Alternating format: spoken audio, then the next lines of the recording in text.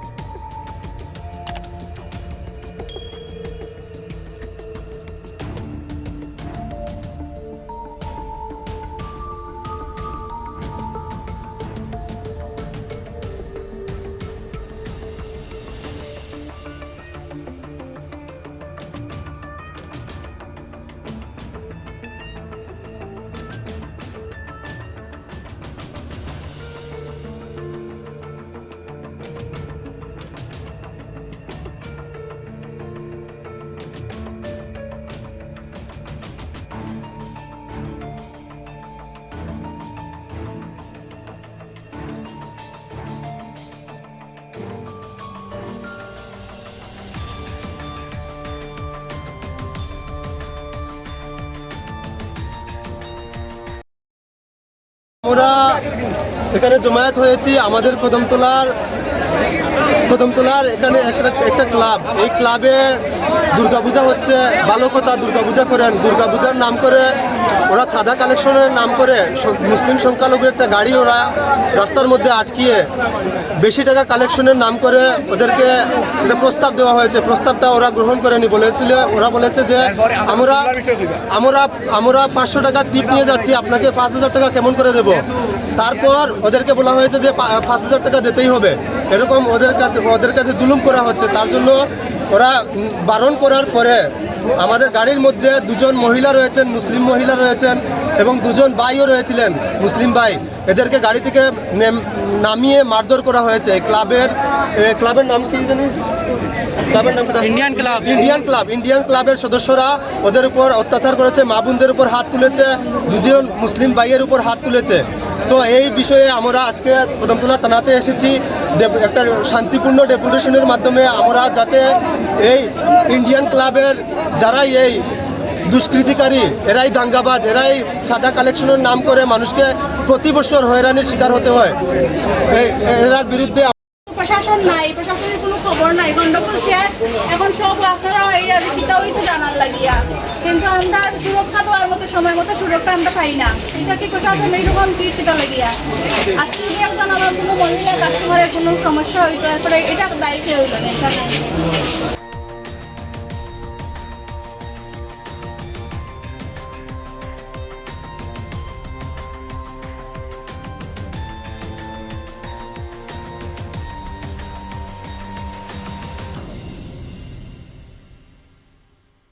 কতক্ষণ থেকে এই গন্ডগোল চলে, আর আমরা কতক্ষণ করে গন্ডগোল, আর মেয়ে তো প্রচুর, প্রায় 25 জনের মতো মেয়ে লোক আমার এখানে আছে। কি দোকান আপনার?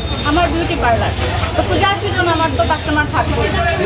এর মধ্যে হঠাৎ করে আমরা চিলাচিলি শুনছি, বাইরে দেখছি যে এদিকে বাইরে একটু গন্ডগোল মারামারি অলরেডি শুরু হয়ে গেছে গিয়া।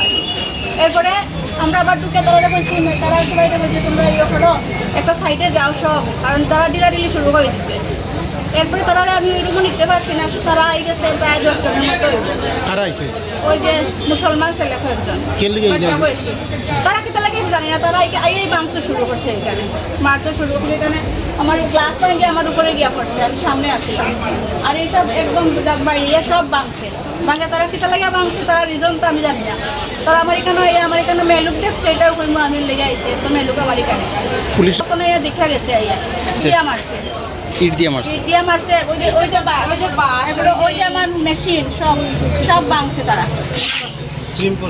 এরপর ওই দোকান নিয়ে এটা দিয়ে মারছে, মারিয়া সব গ্লাস ভাঙছে। কথা বলতে আমার প্রায় 50,000 টাকার মতো জিনিস শেষ। 1 লাখ টাকার মতন বুঝি।